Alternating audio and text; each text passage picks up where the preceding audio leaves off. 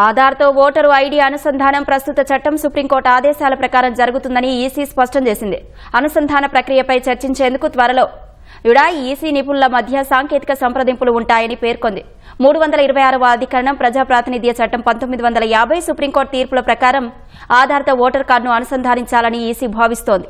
ఈ మేరకు కేంద్ర ఎన్నికల సంఘం డిప్యూటీ డైరెక్టర్ పి. పవన్ అధికారిక ప్రకటనలో ఈ వివరాలను తెలిపారు.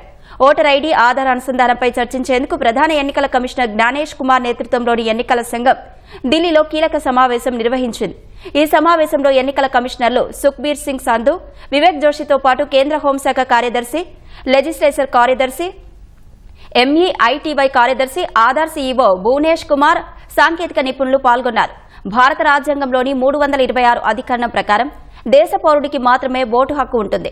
ఆధార్ కార్డు ఒక వ్యక్తి గుర్తింపును మాత్రమే నిర్ధారిస్తుంది. దీంతో ఆర్టికల్ 326కు లోబడే ఓటర్ ఆధార్ అనుసంధానం ఉంటుందని ఎన్నికల సంఘం స్పష్టం చేసింది.